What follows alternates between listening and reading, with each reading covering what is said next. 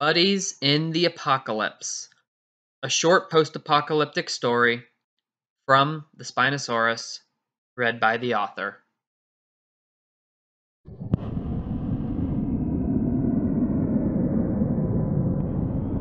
Herschel had survived alone since the fall of human civilization. He never joined a group and stayed away from dinosaurs and other prehistoric threats whenever possible. He spent the first 5 years of the apocalypse living in a well-stocked and very isolated warehouse located in the Atlantic Northeast.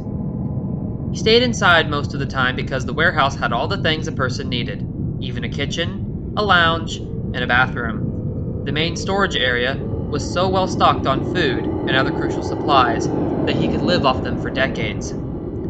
However, he would occasionally go out to make sure the area was still safe, deserted, and bring back supplies of anything that his stock was short on. Once, while searching another warehouse where 2 people had died in what appeared to be a game of Russian roulette, Herschel had been attacked by an Andrewsarchus that had followed him inside.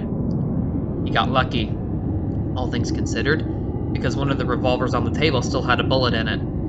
The animal's fur had made a very nice jacket and hat. Herschel also added tally marks to one of the walls in his warehouse daily to keep track of the time passing, and had done so since he'd moved in. Then, after 5 years, he was forced to leave the warehouse that had become his home when it had caught on fire unexpectedly in the night. The entire building was destroyed, and he barely made it out of the one door he hadn't permanently sealed shut before the flames consumed everything. Herschel had enough foresight to escape with some basic supplies, including a rifle, which only contained 5 rounds of ammunition he'd collected as he left the building. After that, Herschel stayed in abandoned cars and old homes at night. He traveled the roads by day and continued his practices of staying away from both people and dangerous animals. Once, while walking within sight of the Atlantic Ocean in the state of Virginia, Herschel met a very cute and friendly baby Tyrannosaurus rex. This animal could talk, one of the many mysteries the anomaly that resurrected them left behind. However, its parents were not so nice, and were very much the type of characters from which Herschel tried to steer clear. The baby was so affectionate that Herschel momentarily let his guard down and did not see the parents returning. Instead of eating Herschel, they ran him out of their territory, though the baby didn't like having his new friend chased away. That was among the closest he'd been to such large dinosaurs. Although he did have closer shaves with dangerous ones over the years. The scariest encounter had to be the time a Giganotosaurus had pinned Herschel under its foot and was tasting him with its tongue, its teeth mere inches from his face. Yet, for whatever reason, despite having Herschel dead to rights, the Giganotosaurus simply lost interest and walked away. Herschel wasted no time in making a quick exit once the dinosaur's focus was elsewhere, and afterwards never returned within 10 miles of that area again. He would often pass through the same areas several times a year.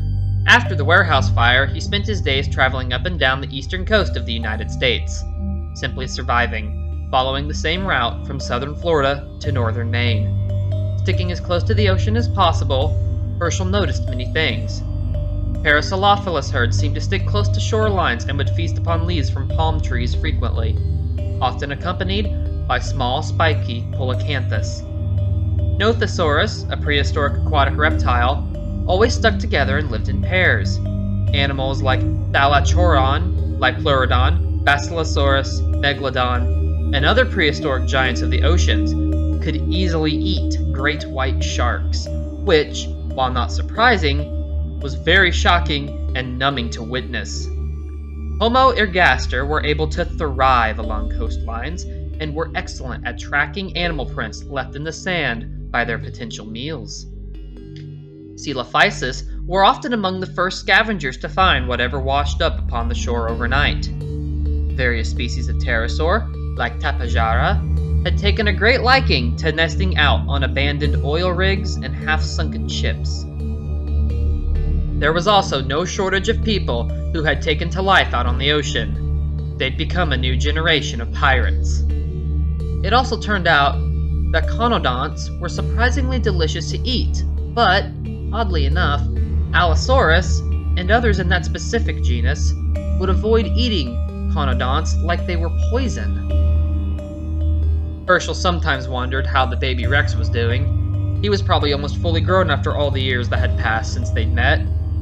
Herschel had stopped counting, but it had to be roughly a decade into the dinosaur apocalypse by then. On what began as any other day, Herschel sat on a large rock near a waterfall, thinking about the only other time he had encountered a talking dinosaur. It had been another carnivore. He didn't know the species, but it looked like a miniature T-Rex, and it had been very talkative. It showed him to a cave so he could get out of a bad rainstorm, but it had left, never to be seen again. Herschel wondered why the dinosaur helped him sometimes, but the talking ones were enigmas. Maybe they were more like people in some ways than they were dinosaurs. It seemed that they were not instinct-based killers like their non-talking counterparts often tended to appear as. He also wondered why he had never seen a talking herbivore, though they had to be out there. Maybe it was because they stuck to herds, likely with non-talking members of their own species, and since Herschel avoided all prehistoric animals if able, then that hypothesis was certainly a possible explanation. Herschel rubbed his eyes and gazed at the waterfall. He hadn't slept well the previous night. He'd spent it inside the skeleton of a dinotherium. Teeth marks were everywhere on the bones, so it must have been killed and eaten by a large carnivorous dinosaur. He laid an old blanket over the ribcage, but, despite having shelter, it was not a good night. Throughout the night, the noises of large animals surrounded him. One sound that stood out the most was the one that sounded like a giganotosaurus, which was quite worrisome. He usually slept in a structure or car, but there had been none in the area, so he'd been forced to spend the night out in the elements, wide awake for most of the time. But he survived, and his tired mind had been wandering since he sat in front of the waterfall to try to wake up. So, he didn't hear something walking up behind him as he wondered about the apparent lack of talking herbivorous dinosaurs. Nor did he hear it come to a halt once its shadow covered his back. "Good morning!" Herschel nearly fell off the rock, sputtered in surprise, and was startled out of his thoughts by the cheerful voice that suddenly rang out. He fell partially onto the ground, catching himself before falling off the rock completely, and spun around to see the source of the voice. It was a baryonyx, and it was wishing him a good morning. Baryonyx was not the largest dinosaur species out there, but it was still a very dangerous one. What it lacked in size, it made up for with teeth and large claws.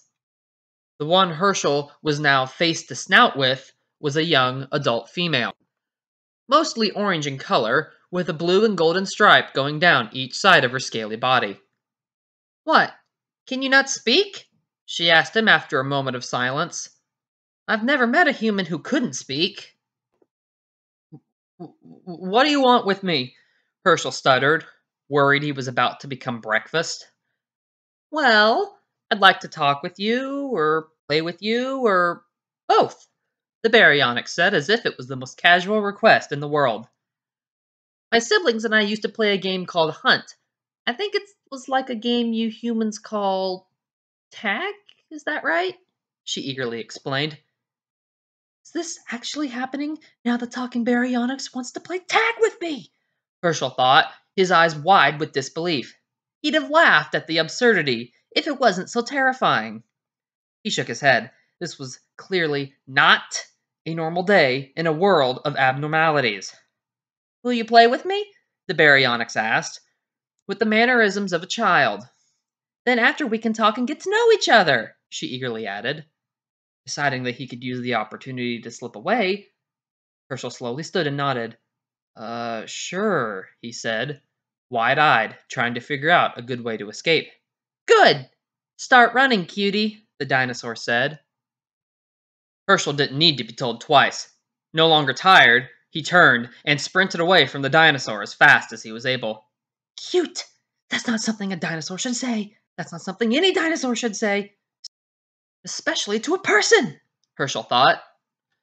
The baryonyx watched him sprinting as if his life depended on it and giggled, flexing her large finger claws as she prepared to start giving chase. When the human was out of sight, she snorted in an amused manner and began the hunt.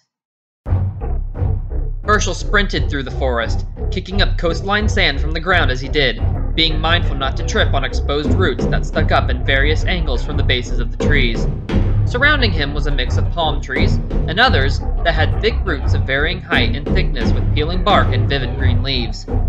As he was passing one of those trees, he reached out and grabbed it in order to stop himself. He skidded to a sudden halt, leaving a trench in the sand, and used his remaining momentum to swing around the tree and run in a completely different direction. He hoped that this sudden change in direction would be enough to shake the dinosaur off his trail.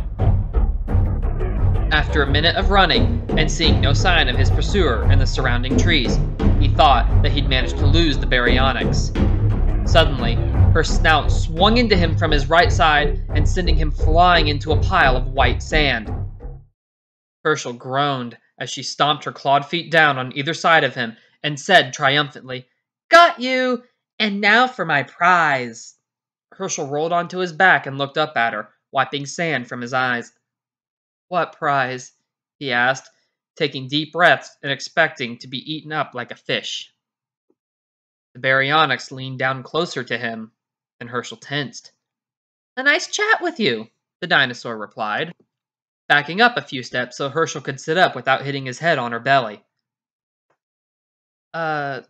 Chat?" he asked, sitting up. The baryonyx eagerly nodded. "Yep, I wanted to talk with you and get to know you," she said brightly. "I've not seen a human in 5 years, so it'll be fun. That was also why I wanted to chase you. I've never actually tried to catch a human, so I wanted to see if I could." "Fun chat. Wanted," Herschel sputtered. "What? Did I knock the ability to talk out of you when I hit you? I didn't whack you that hard, did I? I just swung my head like I would when fishing." The dinosaur chuckled. She seemed quite friendly. "Sorry, I just didn't expect this," Herschel admitted more steadily. He stood up and brushed the sand from his clothes. The baryonyx nodded. "Well, come on. We'll chat back at my nest. It's not far. Over by that waterfall you were sitting at when I found you. I was quite surprised when I came back and saw you sitting there." Herschel watched the dinosaur, hesitating on what his next action should be. After a few seconds, she stopped walking and turned to wait on him. He decided to take the chance that she was being truthful, and he began to follow her. If she wanted to kill him, then she would have when she had him pinned between her legs on the sand pile, he told himself. "Hey, you have a name?" Herschel asked as he followed her back through the woods. "Nessie, but I prefer to go by Ness," the dinosaur replied, looking over his shoulder. "You?" Herschel," he introduced himself. "Not short for anything, and that's what I like to go by." Ness laughed, and Herschel couldn't stop the slight grin that appeared on his face. As he spent more time with Ness, Herschel found himself liking her more and more. His sense of fear toward her quickly vanished once they started to talk back at her nest, and a connection formed between them very quickly. Ness was very nice and caring, unless you were a fish. If you were a fish, then she thought you looked delicious. Herschel noted during their talk that a lot of Ness's personalities mirrored his own before the end of the world, and it brought back some of his old pre-apocalypse sparkle back. Herschel found that he enjoyed talking with Ness so much that when she asked if they could be friends, he eagerly agreed, much to her joy. She and Herschel worked very well together, and, in Herschel's mind, his life had taken a turn for the better when she had asked to play tag with him. They were no longer alone. They were like two souls that had finally connected after being apart for a long while. This relationship felt like it was always supposed to be. It was roughly a year later when an old problem returned to Ness's life. A talking male baryonyx, who had tried to force Ness to mate with him multiple times, came back into her territory. Herschel, who hadn't been told about the annual encounter, had later learned that the male dinosaur returned every year just before mating season to try to get Ness to be his. This idea disgusted her. After being forced to deal with him for what seemed to be the 100th time in her life, Ness and Herschel decided to leave the area and travel into the interior of the North American continent to see what other sights they might see. It had been Ness's idea to leave and travel over the mountains to find a new place. Months later, while they were still on this cross-country journey, Herschel suggested the idea of visiting Lake Michigan, and Ness decided that she really wanted to see it after being told just how large it was. In fact, she thought it might possibly make a perfect new home due to the limitless source of fresh water. So while resting at an old rest stop in northern Alabama, they made the choice to change directions and began to head north. They didn't know it at the time, but that decision would lead to bigger changes in their lives than they could have ever imagined. Just a few months after they changed directions, they would run into someone who would open a door to new possibilities for the both of them.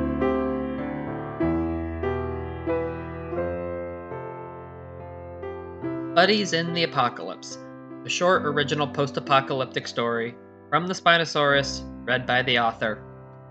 This was certainly a different type of narration. Not only is it the shortest I've done by a decent margin, especially coming after the last one, which was almost 2 hours, but with this quote-unquote second wave of narrations I'm doing post the release of the concept art video, I really wanted to focus on doing a few things specifically. One, introducing a lot of the main characters from the first 2 books that you didn't meet in the first one. I started doing this with the last narration, and I'm continuing it with this one. Herschel and Ness are pretty big characters in the first book, but they hadn't appeared in any of the first, 5 narrations? 5 narrations I did.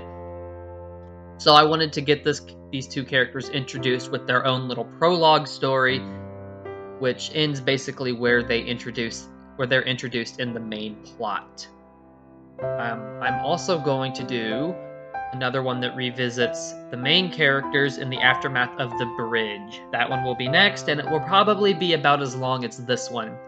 Its focus, because you've already met those characters, is going to be on introducing the initial main conflict of the first book. So I hope you'll stick around and see what that is. And then after that, I'm going to do one more to wrap up the Survivor's Daily Routine trilogy, which will set up all the main plot points from the second book. And yeah, I hope you enjoyed this. This was a pretty short story and a much lighter one in tone than the last one, which was very much a horror story. So thank you all for listening, and I will see you in the next